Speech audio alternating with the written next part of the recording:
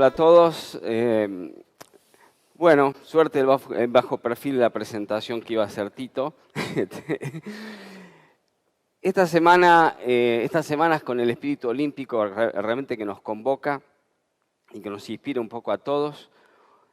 Yo voy a contarles la historia de unos 30 años más o menos de vida personal y profesional en varios rubros, como contaba Tito. Pero realmente los invito, antes que ello, a pensar en que cada uno de ustedes sea su propio emprendimiento antes de emprender.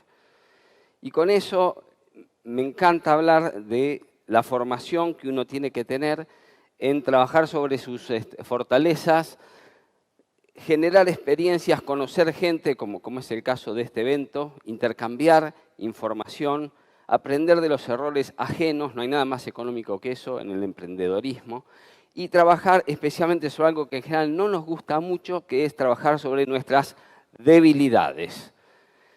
Yo no tengo ninguna, pero seguramente ustedes tienen una larga lista sobre las cuales trabajar. En general nosotros tendemos a continuar trabajando en las fortalezas, que ya las tenemos más o menos bien manejadas, porque más es lo que nos encanta hacer.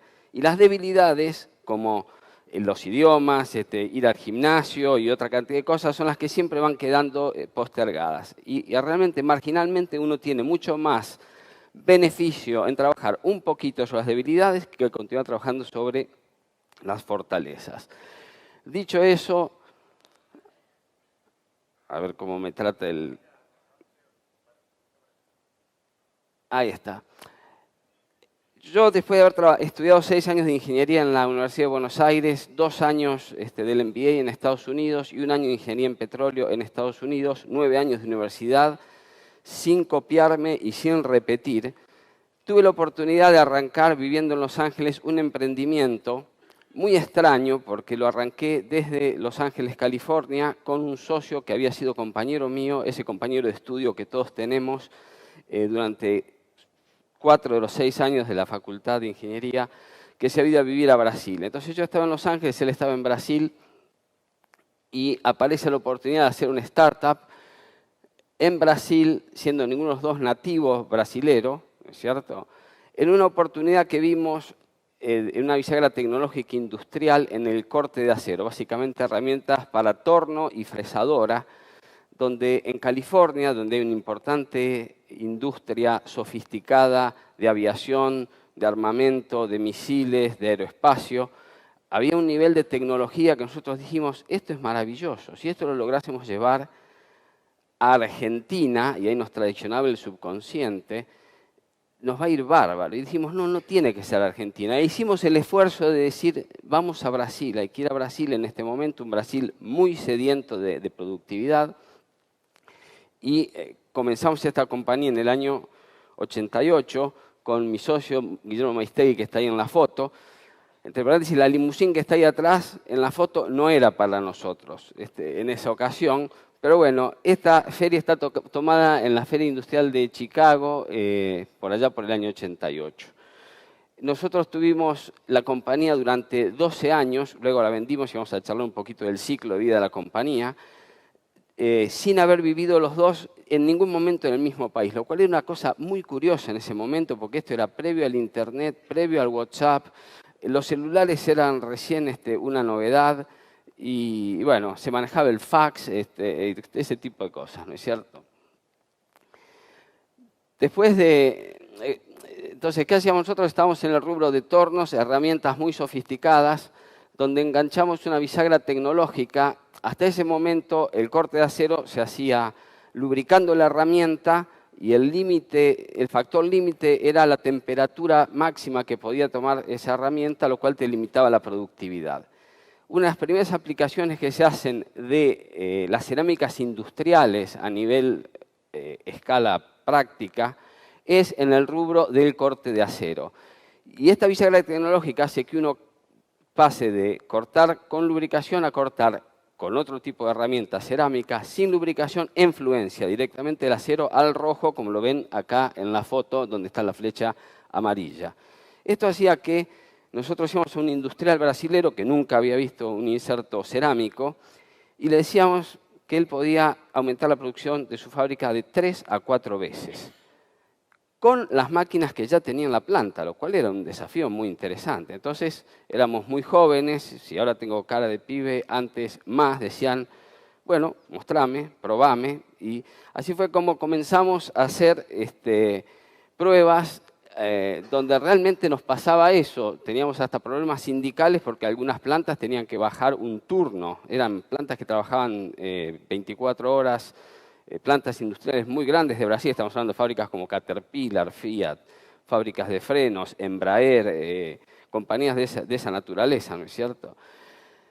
Nuestra compañía tuvo estos 12 años de vida con esta curva de ventas en lo que un ambiente que por los niveles de productividad que podíamos dar a estos clientes, teníamos unos márgenes impresionantes realmente de ganancia, muy, muy importantes.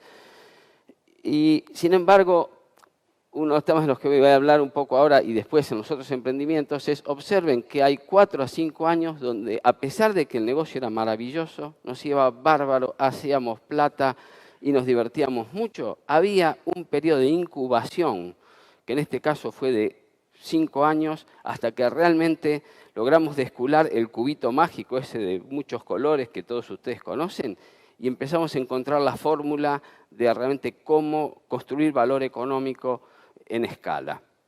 Nosotros reinvertíamos toda nuestra ganancia, todo nuestro capital de trabajo y comenzamos a utilizar también inversores externos en el aspecto de deuda. Nosotros nunca abrimos el equity de esta compañía, pero esa alta tasa de crecimiento nos permitió figurar en lo que son las Inc. 500, como las compañías Inc. 500, que a diferencia de las Fortune 500, que quizá están más familiarizados ustedes, son las 500 compañías que más facturan, las Inc. 500 son las compañías privadas que más crecen en un periodo de 5 años, medido de una forma bastante sofisticada.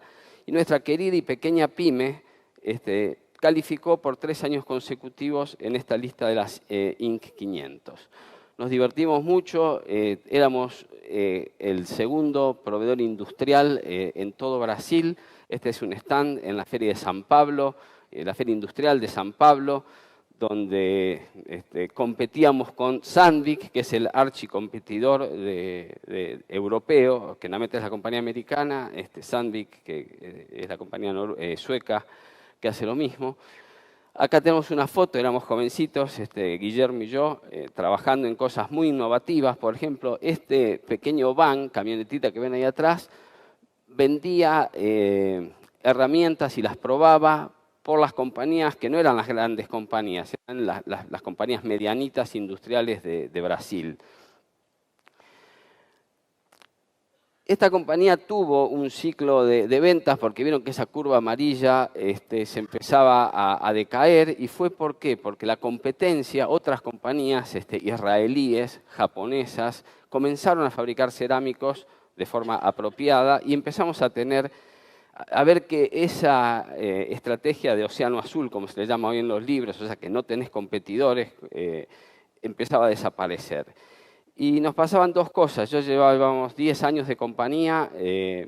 Yo tengo que tomar la decisión de si continuaba viviendo en Los Ángeles o regresaba a la Argentina a trabajar en la compañía familiar, que era otra pyme en ese entonces, y se llamaba Pluspetrol. Se llama Pluspetrol en este caso. ¿Pero por qué digo que es otra pyme? Pluspetrol en el año 91, cuando yo decido regresar a Argentina, es una compañía que facturaba 70 millones de dólares totales anuales, lo cual para la industria petrolera realmente es una compañía muy chiquitita y muy débil, como lo era en ese momento. Tomo la decisión de regresar a Argentina, a sumarme al proyecto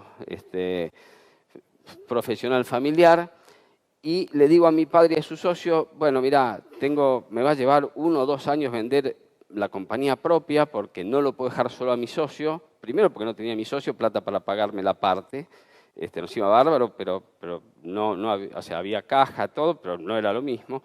Y segundo, porque yo sabía que si lo dejaba solo a mi socio Guillermo, en 2 años se ponía la compañía de sombrero. ¿Pero por qué? Porque nos complementábamos muy bien, lo cual acá vi varios casos de gente con socios y es muy importante la función del socio en el trabajo en equipo. O sea, y casualmente tener quizás skills diferentes, o sea, para complementarse. Nos llevó 7 años lograr vender la compañía propia, o sea, lo que acá dice Project Life, y mientras tanto en esos 7 años no solo crecía Project, sino también crecía Pluspetrol. Mi vida del 91 al 98 fue muy activa, las dos compañías eran internacionales, yo viajaba muchísimo, en el interín me casé, tuve mi primer hijo y en algún momento me di cuenta de que todo eso no era compatible y decidimos este tema de la venta de Project. La logramos vender a una multinacional, una Fortune 500, que estaba en el rubro, y fue una negociación muy compleja. Nos llevó 2 años terminar de vender la compañía, por el hecho de que una compañía de esa naturaleza pone unos parámetros para los cuales fue muy complejo. Nuestra compañía Project ya operaba en 3 países, Argentina, o sea, arrancamos en Brasil, abrimos en Chile y terminamos comprando una compañía en Argentina para realmente armar la región cono sur de nuestra compañía. Ahí es el momento donde tenemos la oportunidad de venderla. ¿Qué pasa? En el 91 yo me había venido a vivir a Argentina, pero yo seguía trabajando sobre las 2 compañías, en una Pluspetrol que también comienza a crecer a partir del año 91, en parte producto de la desregulación energética que se da en Argentina, o sea, oportunidades de hacer cosas y emprender, y además se internacionaliza la compañía de una manera sostenida. Ahí en el año 99-2000, cuando vendo la compañía propia, más de ustedes tendrán de haber tenido experiencia de tener ese vacío posparto de no tener lo que uno estaba acostumbrado, y decido comenzar a volar planeador en montaña como un ejercicio personal de manejo de riesgos. Yo ya venía de la industria de la energía, ¿no es cierto?, una industria donde se manejan riesgos potentes, llamémosle así, y volaba desde que tenía 18 años, en avioncito, planeador, etcétera, pero me pongo, en ese momento yo cumplí unos 40 años, para darle una idea, hizo esas crisis de los 40, y digo, ¿qué quiero hacer para mí? Quiero hacer esto. Entonces, bueno, tuve la oportunidad de juntarme con profesionales de este tema que vienen a volar casualmente acá a los Andes, a Neuquén, a San Martín de los Andes. Los fui conociendo y hice un ciclo de unos 12 años de volar con ellos en las situaciones más espectaculares que se les ocurran, planeadores muy sofisticados. Este es el volcán Lanín, por ejemplo, este es el volcán Villarrica. Todas estas fotos las tomé yo, debo aclarar, donde acá se ve el ojo de la lava del volcán tomada desde el planeador mientras lográbamos pasar por arriba. Este es el Cerro Tronador, cerca de Bariloche, donde nos divertíamos jugando, tirándonos por las laderas con el planeador como si fuésemos chicos, solo que teníamos 45 años de edad. Todo este tema de practicar el manejo de riesgo y, como yo decía, formarse para hacer su emprendimiento o para continuar emprendiendo, como era mi caso. Para mí era interesantísimo el tema de prueba y error en manejo de riesgos en este tipo de situaciones, más o menos bien controladas, ¿no es cierto?, donde eran experiencias muy potentes en ese sentido. Fíjense lo que hizo Pluspetrol una vez que yo vendí la compañía y continué trabajando en Pluspetrol. Tuvo una curva de oportunidades a partir del 2000 que continuó, así como el gráfico anterior por la escala se lo veía impresionante respecto de Project. El gráfico de Pluspetrol continúa tomando oportunidades de inversión internacionales y acá en Argentina, donde continúa con un muy importante crecimiento, producto de un trabajo de un equipo de profesionales de Pluspetrol muy importante, ¿no es cierto? Esto lo quiero aclarar, no es que yo era el emprendedor, en este caso, habrán escuchado lo que se llama la intrapreneur, o sea, que es emprender adentro de una compañía. O sea, uno puede hacer un emprendimiento, que es su propio emprendimiento, como fue el primer caso que yo les mencioné, donde de la nada formamos una compañía, pero uno también puede contribuir mucho valor en una compañía familiar, y mismo en el caso de Diego, por ejemplo, que está en segunda generación y está de su compañía haciendo un importante crecimiento, agregando valor profesional y de visión y de trabajo y de oportunidades adentro de una compañía ya existente. Y se puede hacer muchísimo, y acá tienen una prueba viviente de ello. Y también se pueden divertir muchísimo haciéndolo, tanto como en los emprendimientos propios. Acá hay algunas fotos de Pluspetrol donde bueno, hay un compromiso de crecimiento, un compromiso de reinversión permanente, tanto en Argentina como en los otros 5 países donde Pluspetrol produce, más otros 3 donde opera pero todavía no produce. Para darles una idea de la dinámica de la industria de la energía, en Perú Pluspetrol encaró un proyecto, y esto para salir del ambiente de Argentina y del ambiente neuquino, que es el proyecto Camisea, que es un proyecto que había estado dormido 20 años. En Perú ya era un tema casi, era político, mejor dicho, de por qué no se podía hacer Camisea. Y Pluspetrol en el año 2001-2002 ganó una licitación para con un también importante consorcio de socios llevar a cabo este proyecto en 44 meses.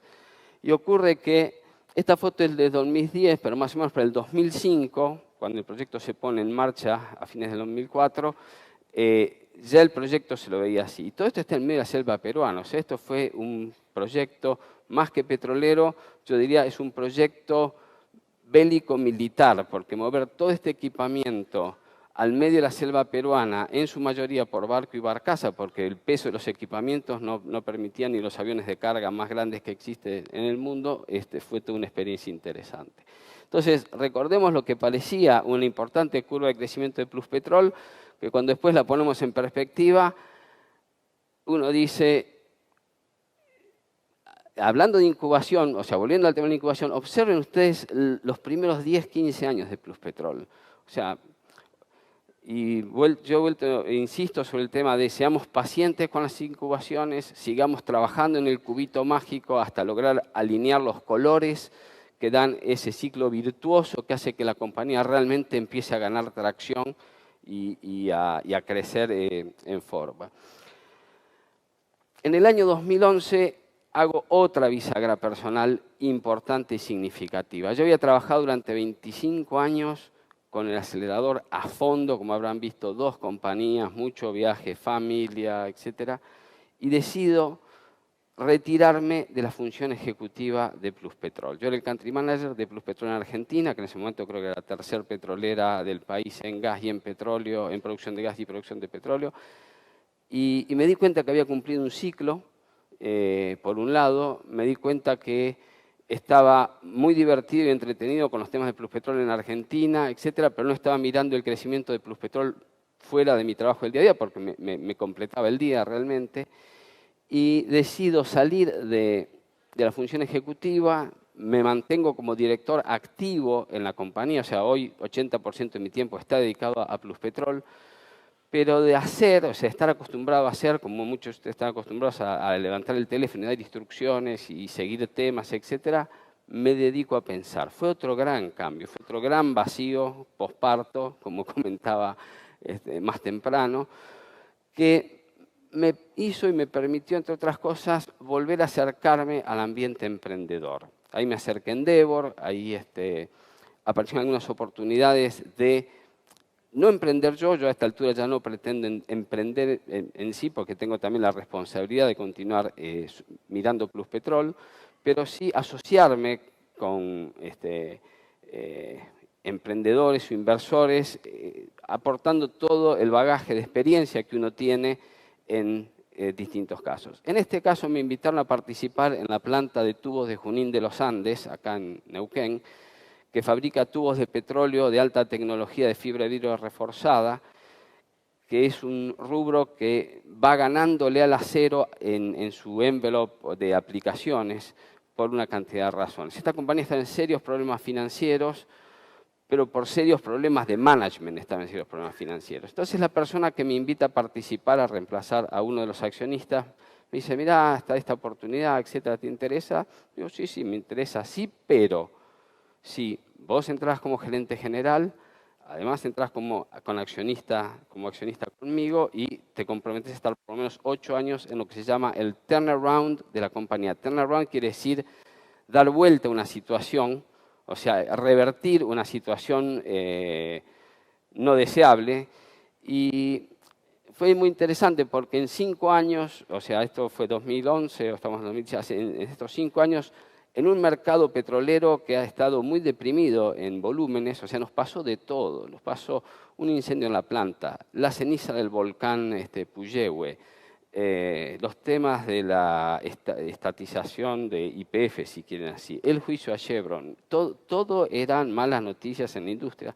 Entonces, pero a pesar de ese bajo nivel de actividad, se logró hacer esta reinvención de la compañía, manteniendo los puestos de trabajo, manteniendo el nivel de actividad y ponerla en valor y en valor económico. O sea, no solo a veces es interesante entrar en emprendimientos de crecimiento, como los dos que les mostré antes. A veces también es muy interesante entrar en estos procesos de reversión de situaciones y hay mucho valor para contribuir desde el emprendedorismo en acá se salvaron muchos puestos de trabajo, lo debo decir, y realmente estamos orgullosos de eso. En otra oportunidad lo conocí a este señor Carlos Enríquez, que es más conocido que la Ruda acá en Neuquén, que con esa sonrisa me dice, ¿no te gustaría encarar un proyecto de cerezas de gran escala y para exportar, etcétera, etcétera? Y bueno, charlando cuáles eran los conceptos, cuáles podía ser una visión de esta gran escala, ¿no es cierto? Nos fuimos poniendo de acuerdo en una visión conjunta e ideal y encaramos un proyecto anclado sobre una producción base que Carlos ya tenía en su haber, digamos así, más toda la experiencia histórica que él tiene en el rubro de la fruta, es un hombre muy tradicional de la fruta. Yo lo conocí a él cuando era presidente de Salentine Fruits. Me invitó a visitar la planta que está allá en Roca y uno acostumbrado a ver plantas industriales. Cuando yo vi esa planta dije, wow, esta planta, esto realmente es impresionante. Si han hecho esto para este inversor holandés que fue el que formó y armó Salentine Fruits, qué interesante. Y ahí quedó la conversación, o sea, admiración. Me fui, me llevé una caja de cerezas, creo, y lo vi, es 2, miren cómo me factura, 2. Y ahí quedó la conversación. Y varios años después, Carlos se acerca y me dice, mira, ¿te acordás? Sí, me acuerdo, me interesaría ahora de ser ejecutivo pasar a ser emprendedor y dueño, codueño en este proyecto de gran escala. Arrancamos este proyecto en la meseta, unas 140 hectáreas, donde en el julio de 2012 era un arenal y en diciembre de 2014, acaso a la derecha, tuvimos la primera cosecha de cerezas en la parte del altiplano. Acá está el proyecto visto en perspectiva, es un proyecto bastante vistoso porque se lo ve desde la Ruta 7 cuando vuelve el del Marimenuco hacia Neuquén. Y realmente tuvimos oportunidad también de adquirir una planta de frío que estaba ahí a 2 kilómetros de los proyectos nuestros. Importamos una máquina de procesamiento de cerezas italiana de última tecnología a los efectos de clasificar, seleccionar, empacar. Y seguimos con nuestro sueño de realmente un proyecto de gran escala. Plantamos todas esas hectáreas. Esta es la curva de producción que vamos a tener a futuro, según me prometió Carlos, ¿no es cierto? Se viene cumpliendo, se viene cumpliendo. Pero observen cómo este proyecto va a estar produciendo de acá a unos años unas 2.000 toneladas de una Argentina que hoy produce 5.000 toneladas de cereza. Ahora, como nota de comparación, Chile produce 120.000 toneladas de cereza, cuando, según entiendo, en Neuquén hay mejores condiciones climáticas que Chile. Entonces, a veces es interesante ver estas curvas, entusiasmarse, etcétera, etcétera, pero siempre hay que estar, como yo les comentaba, aprendiendo de otros y de los errores de otros porque sale muy económico. Entonces, esta es la escala del proyecto del que estamos hablando. Y en el año 2014 logramos concretar aquel sueño, en conjunto con otros 4 productores que están acá abajo listados, de cargar un avión charter de carga en el aeropuerto de Neuquén con destino de un vuelo internacional directo a Miami, sin escalas. 100 toneladas de cereza en este Boeing 747. Yo no pude venir ese día a Neuquén porque ese es el día del petróleo, el 13 de diciembre es el día del petróleo y bueno, había una cantidad de actividades que no me permitieron venir, pero créanme que la carga de este avión yo la seguí hora a hora y con mucho entusiasmo y mucho interés. Neuquén tiene, cabe también mencionar que esta carga piloto, si se quiere hacer, de un primer vuelo charter de carga del aeropuerto de Neuquén, fue con la colaboración de muchísima gente que se sumó con terrible entusiasmo al proyecto. Los productores que nos acompañaron, una cantidad de organismos desde CEPIME, la provincia de Neuquén, Aeropuertos Argentina 2000, la aduana misma que se puso todas las pilas para que esto fuese posible en tiempo y forma, porque estos aviones vienen, cargan en 7, 8 horas y se van, o sea, tiene que estar todo listo, todo alineado para que realmente sea eficiente. Entonces, esto nos da una idea como un sueño que en el 2012 era un arenal, como les mostré la foto. En diciembre de 2014 estábamos cargando el primer vuelo charter de cerezas. Y esto se va a seguir repitiendo. O sea, hoy día estamos alineando todo para este fin de año cargar aproximadamente entre 4 y 5 vuelos charter del aeropuerto de Neuquén. Además estamos soñando en convertirlo en un aeropuerto de cargas permanente como hub de la Patagonia para ello. Por ejemplo, hay una cantidad importante de salmón chileno que se exporta por el Aeropuerto Internacional de Seiza en Buenos Aires. Y Neuquén tranquilamente, si hace las cosas bien, puede atraer toda esa carga y toda esa actividad que viene junto con ella para despacharla desde Neuquén.